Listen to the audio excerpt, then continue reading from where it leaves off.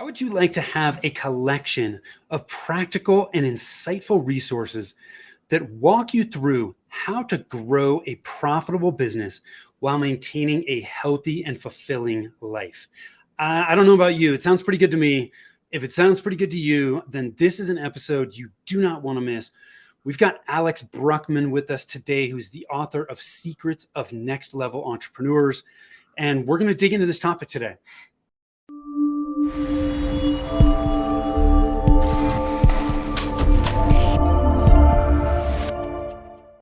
Hi, I am Tim Fitzpatrick with Rialto Marketing, where we believe marketing shouldn't be difficult and you must remove your revenue roadblocks if you want to accelerate revenue growth. I want to thank you so much for taking the time to tune in.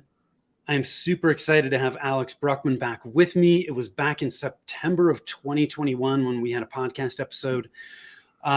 We were talking before we jumped on air. Hard to believe that much time has passed, but thank you for coming back. Thank you for having me back, Tim. It's exciting to be back in the show. Yes, and congrats on the book, man. I have not written a book yet. I don't know if I will, but from those that I know who have written them, I know that it is a ton of work. So congratulations. I second that. Yeah. So before we jump into talking about the book, I want to ask you some rapid fire questions to help us get to know you. Are you ready to jump in with both feet here? Fire away. Okay. When you're not working, how do you like to spend your time? With my son. That was a quick and easy one, wasn't it? That was very easy. Yeah. How old is he? 3 years. He turned 3 in January. It's a bundle of joy. They grow up very fast. So live in the moment. What's your hidden talent? I'm really good at doing laundry. Oh, dude. I like that. I've never had anybody say that one. That's a good one. What's the best piece of advice you've ever been given? Don't go for second best, baby. It's a Madonna song reference. My ex-wife actually gave that advice to me, and it is the best advice I ever had. What's one thing about you that surprises people? That I actually had a career before becoming a corporate guy and a management consultant. I'm a professionally trained radio host. I did not know that. That's crazy. How long did you do that? In total, for about 5 years before I went to business school and studied business administration.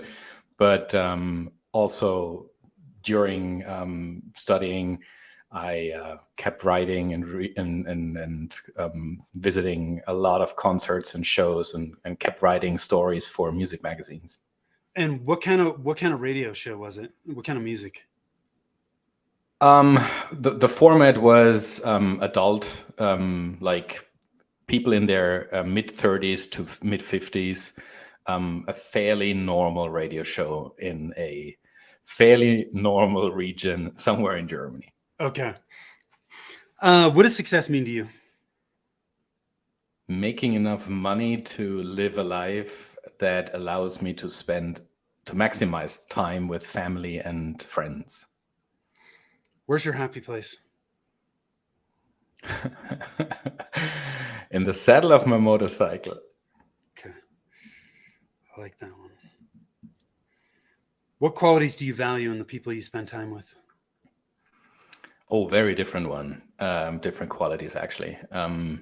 Some of them, especially in my close circle of friends, they've known me for quite some time, that they can ask the questions that really make me think. Holding up a mirror and helping me reflect on the trajectory I'm on, the things I say. And others, it's not so much that they hold up a mirror, but it's what I really value in people, if they have depth, if I can just cut straight to where a juicy conversation can happen. Yeah, cool. So before we jump into the book, just tell us a little bit. You touched on this a little bit. You're in management consulting. Tell us a little bit more about, what you're doing, who you're working with, how you're helping people. let's start with who my clients are, because that Yeah. gives you a very good example of the type of work that I do. Most of the businesses that I work with are 9-figure businesses and up. So established companies, most of them led by professional management, some of them still founder owned and founder led, which shouldn't mean that it's not professional, but it's often a very defining moment in the growth stage of a business when you move from founder led to president led, and later to install a board of directors, etc. So I work a lot with executive and boards, and what I do is I help these organizations get their head around their business strategy. So we're talking about the overarching trajectory of the business over the next 2, 3, often 5 years, and help the business align their processes, their structures, their leadership, their talent development, anything to support this new business strategy that we designed together. I love it. So let's talk about the book, man. Secrets of Next Level Entrepreneurs. You have a surprising backstory. To share this with us with the book. I think there are 2 elements to that. The first big surprise is that we never intended to publish the book with a major publisher. We actually wanted to self-publish because it's, there are apparent benefits of self-publishing when it comes, especially from the speed of how fast you can get the book into the market to anything around you are in control of the entire process.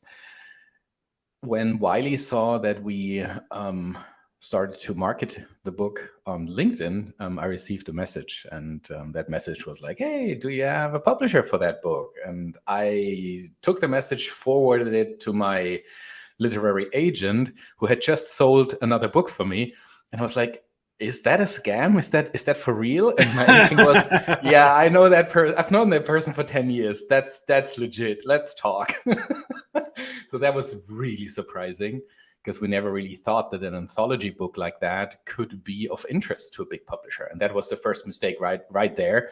Don't assume anything. And I think the second piece of that backstory of the book is the interesting piece is how it came to life. The idea for the book was born after a business summit that I ran early 2021 that featured, I think, well, that's not true. It was early 2022. And it featured more than 40 experts on several topics, a fairly broad range of topics, to be honest. And after that event, several of these ideas, they just all of a sudden appeared with that red thread. And I was thinking, those make sense. They fall into 3 big buckets. You can take each of these ideas and pull value out of them, or you read them in the context of that book and see how they link. And I started talking to the contributors, to the speakers in my summit that I thought would be a great addition to the book. And they all said yes. And then we started writing. So you have, how many contributors do you have in the book? The book has 11 chapters, and there are 9 contributors. So I contributed 2 chapters. Everyone else contributed 1 chapter, which makes 11. I love this story. So you weren't even necessarily thinking about writing this book, but you put together an online business summit, had some great people that you connected with that gave awesome presentations. And then you start to look at the content and you're like, oh my God, this could actually be a really cool book. You reach out, you get them to okay it. They're all good, right? You write the book. You're thinking about self-publishing, and then this is a perfect example of the power of social media that is so easy for us to overlook. And I think sometimes, when we're trying to make things happen like this on social media, they don't. This is just one of those like fortuitous things where it's like, man, you're just putting this out there to the world, and man, something came your way, and it's that's crazy, because social media does have that power, because you just never know who the hell's going to see these things. I think it's interesting when you take a look at the dynamic that was at play during that time. I also already mentioned that my agent had just sold the manuscript of my second book, which will come out later in 2023, to a publishing house. And I think several of the publishers that had passed on that manuscript, they were all of a sudden, wait a second, there is a second book. He definitely sold his manuscript. Maybe there is something in it that we want. So it was probably something around FOMO as well. And I mean, sometimes it just falls into place. And if you are in a position, and I think this is something in general when it comes to marketing, you can't just expect that things happen. You have to do the groundwork. And once you've done the groundwork for everything, and then you put it out into the world, things can fall into place. I think we've earned our spot in the chain of luck, if you want. Yeah. Well, and you know what, too, Alex, that's it's a great example of social proof, right? When you were working on the book before this, weren't getting much interest, and all of a sudden there's interest in something else you're working on, and people are like, oh, they're interested in what he's doing, maybe we should be too, right? So yeah, couple really cool marketing examples from what's happened with the book so far. Let's dig into this a little bit. So you had mentioned there's 11 chapters, 11 lessons within the book about next level entrepreneurs. If you had to choose 3 of your favorites, what would they be and why? Let's dig into these a little bit. You're putting me into a very difficult situation here. I know. Hey, they're all your babies, right? It's how do I choose one? I think let's approach it from a perspective of you're a marketing guy. So let's take in the first theme of the book where we talk about essential hard skills. There is a theme in there that is very closely related to marketing, which is value-based pricing. How do you actually price your products and services correctly? How do you do that? And Dr. Hermann Simon, the founder of Simon Kucher, one of the biggest marketing and management consulting companies in the world, he is I would say, the pricing guru in the world. He contributed a chapter and linked it closely to, which comes in very handy these days. He linked pricing closely to the topic of high inflation at the moment. So he presents an approach to pricing in general that is applicable for both small business owners and larger corporations.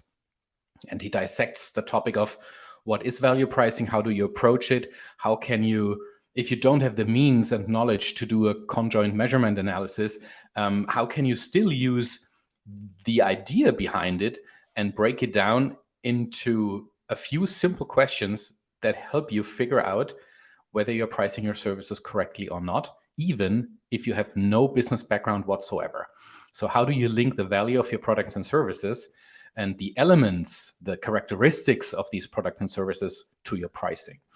I think this is extremely valuable for a lot of entrepreneurs out there, but also corporate leaders and people in general that want to that lead a certain area in a business and they want to strengthen their business acumen. So I think this is a super valuable part in the first theme of the book. Yeah. How do you define value-based pricing? I think when we understand how people approach the question, what should I charge for my services? And this is whether you go to a restaurant and see the menu and see the price behind each item, or whether you go to a DIY store, it's always the same question. What should we charge for that? And the question is always, how do companies approach it? Is it competition-based? So are they asking, what's the other restaurant down the corner charging for something similar? Or is it cost-plus based? Cost-plus, yeah. It costs us X amount of money to produce that item. Let's mark it up by 15 or 20% and then sell it. So these are two very different approaches to pricing that do not capture the value that your service potentially delivers to your customer. Yeah. When you ask yourself about the value, the pain that it takes away, the value that it brings, we're entering into a different conversation. And I recently had a conversation with Professor Felix Oberholzer of Harvard Business School, who said he would be willing to pay about $7 US for the first coffee in the morning, because that's about the value that this first cup of coffee holds for him. Of course, he doesn't pay that much. And that's additional value that the customer receives when they pay, let's say, $2 for the coffee. Those $5 extra that you would be willing to pay, they are just value add in your own pocket. And this is a good example to understand the value of something, of a service, of a product, and that you don't necessarily have to exploit the entire willingness to pay of a customer. You can always share the value. It doesn't mean you have to put all the value in your own pockets, but to approach it from that perspective gives you an idea of the value that you bring, and then price your offering accordingly.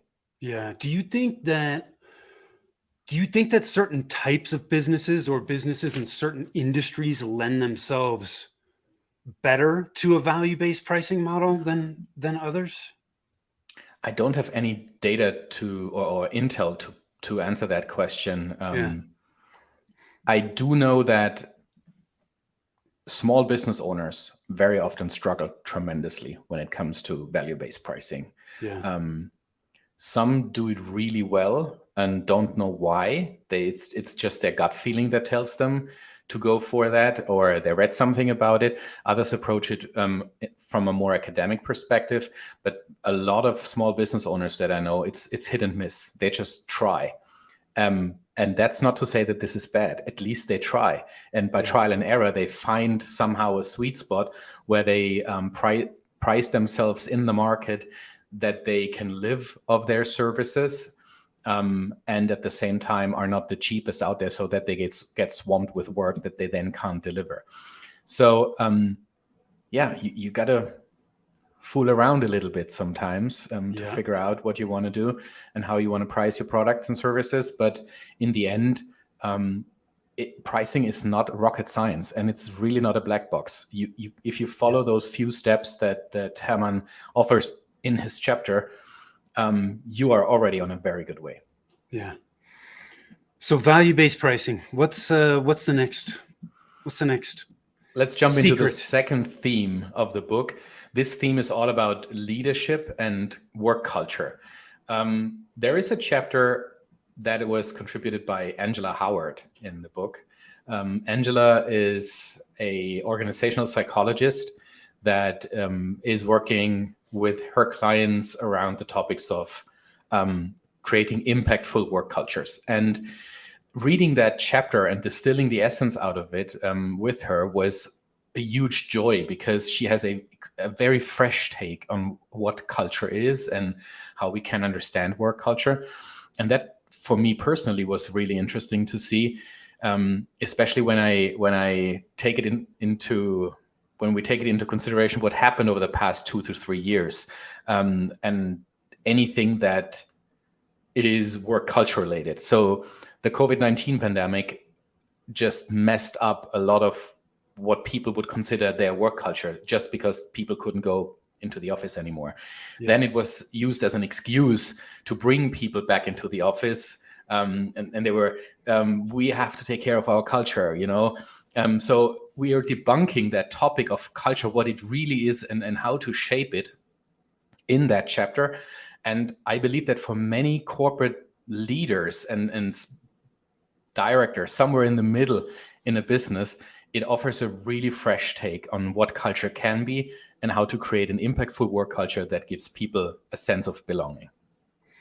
It's interesting that you're bringing this up. I was having a conversation with a good friend of mine a couple of days ago about what he's seeing. He's actually in sales, sells large infrastructure, audio video stuff for commercial buildings, and a lot of their clients right now are cutting back on office space, partly because of the pandemic and that shift, but also partly because of downsizing, with fears of the economic strength that's out there right now.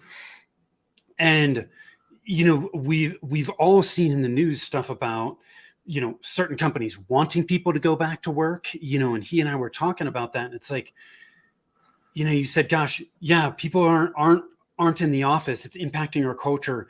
And now you see people going, well, you've got to come back to the office. And in my opinion, if you're forcing people to come back to the office and they don't want to come back to the office, that is going to negatively impact your culture. So there's got to be, we need to get out of this, this is the way we've always done it, so this is the way we need to keep doing it mentality, and figure out what this new normal is going to be like. And I'm assuming that Angela kind of touches on some of that in the chapter. Absolutely. Yeah, it's the way we've always done it is never a good reason, is it? It's the number one reason why business strategies fail. Yeah. Okay, there you go. Yeah. So my guess is you probably love to hear people say that because you can help them. Oh yeah. When I hear that sentence, I often just run, because that's the biggest red flag that you can find in the leadership of a business. If an executive or a leader that is working on strategy is saying something along the lines of, we've always done it that way, that's why we should keep doing it, and they can't back it up with numbers, then it's a dangerous place to be. Yeah. Yeah. And it's amazing. So you said it's the number one reason. It's crazy, man. You have a ton of people making the same mistakes over and over again. That's just how it is. Yeah. Okay. So we talked about value-based pricing, leadership and work culture. What's the third one you want to share with us today? In the third theme of the book, we talk about self-care. A lot of corporate guys and entrepreneurs, they just put in so many hours that there isn't too much left for the rest of their life outside work. And we want to change that. We offer hyper-specific advice on and tools and exercises that help you create a more balanced life. And when we use the term balance, we don't mean 50-50 work-life balance or outdated concepts like that. We really talk about what is it that makes you happy, that fulfills you, and how can you make sure that these things take the majority of your time in your life, rather than figuring out why are these things in my life that I have never invited, but they are there. And so we help you, first of all, figure out why that is the case. So for example, if you think about your own value system and what you want to have in life, and you tell me that family and kids are a huge part in your life, and at the same time you spend no time whatsoever with your family and you don't have kids, my question is, why is this part of your value system, and where does it come from? And if you allow yourself to dig into these questions, you might arrive at something like, yeah, it's been instilled in me by my own family, and I think social pressures play a certain role in there as well. So if you're really honest to yourself, you realize, and this was just an example, there might be things in your life that you attribute value to that really don't bring you joy. So the question is, where do they come from? Why are they in there? And then figuring out how to let them go and use the time and resources that you set free and reallocate them to those elements in your life that fulfill you. Yeah, it's so interesting. So I think it's really easy for us to have misalignment in our values, right? Well, I think there are a lot of people that don't know, they haven't even thought about what their values actually are, right? But even those of us that have, sometimes we think that these things are important to us, and then we realize that the example you gave is a perfect example, Alex, where it's like, gosh, family is super important to me, and then you're working all the time, right? If they are, well, it could still be a value, right? But it may not be as high up your value chain as you think it might be, right? And another thing that when you talk about self-care, as you were talking about this section of the book, I'm thinking of the analogy that we're all familiar with the being on the airplane, right? That if the oxygen mask drop down, you got to take the oxygen mask first so that you can help the people around you. And as business owners, if we're not taking care of ourselves, man, we're not going to have the energy, the wherewithal, the passion that we need to drive our business and to help those people that are involved in our businesses. So I love the fact that you're highlighting this in the book. How many chapters do you have on self-care in the book? 3 chapters. So we have 11 chapters in total. They're spread out over 3 themes. Theme number 1 are essential hard skills that you at some point in your career will need, whether you're an entrepreneur or a business leader. The second theme is all around leadership and culture creation. And we're offering different perspectives and approaches to this theme. And the third theme is self-care. How do you get to know yourself on a deeper level? How can you self-actualize? And how can you use just intentional mindset shifts on a deeper level to help you let go of things that don't serve you and instead embrace mindsets that give you the opportunity to become curious again, become a learner again. Don't take yourself too serious and just approach life and business with a fundamental curiosity about how things work. Do you have a self-care tip, tactic that is a favorite of yours? Well, I wrote one of the chapters in this theme based on my own experience between September 2019 and March 2020, which was an extremely difficult time in my life, where my dad passed away and my son was born within 2 weeks. We moved to a different continent from Germany to Canada. I had just founded a new business. My wife went through a last difficult trimester of her pregnancy. And when you take all these things that happened within just 4 or 5 months, it would have been pretty easy for me to just lose my mind. Mm-hmm. And if you remember back March 2020, now in hindsight, everything doesn't seem so bad anymore. But if you remember back, no one knew anything about the pandemic. No one knew anything. We didn't know, is it a 2-week thing, 2 months, 2 years? Yeah. How heavy will it hit? And we had to take some really tough decisions. Do we wait it out, or do we move from Germany to Canada under lockdown conditions? It was brutal. Yeah. So I never really knew how I made it through that period until a friend came over 2 years later, and we talked about it. And she helped me discover apparently that I let go of some of my own mindsets that made me successful in the past, and I embraced them to make sense out of this extreme time. Also, this is just an example. Everyone out there that listens to us probably experiences at some point in their life a period where you just want to throw in the towel. And the question is always, do you do it? Do you throw in the towel? Or do you take a deep breath and a look inside and ask yourself, what can I do differently? How can I approach this situation in a different way to allow myself to pull value out of it? And especially when it comes to these difficult times, this can be a source of inspiration and energy. Yeah. Thanks for sharing that, man. One other thing I want to talk about the book. What's your personal highlight in the book? I think it's not in the book. It's about how the book came to life. Working with 9 other authors to create this book was, I don't want to say it's like herding cats, because that wouldn't do it justice. It sounds way too negative. But writing a book on your own is challenging, let alone doing it with 2 hands full of contributors. So I knew when I started to bring the book together, I kind of knew what I would put myself up against. But when I think back now, it was a period where I learned so much. It was not about the work; it was about the joy of bringing the book together. I will do it again for sure. So write another book, but also write another book with contributors. Correct. I love it.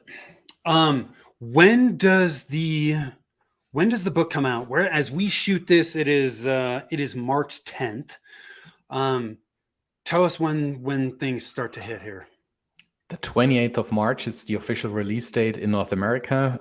Beginning of May, UK and Europe, and it just trickles through the world then.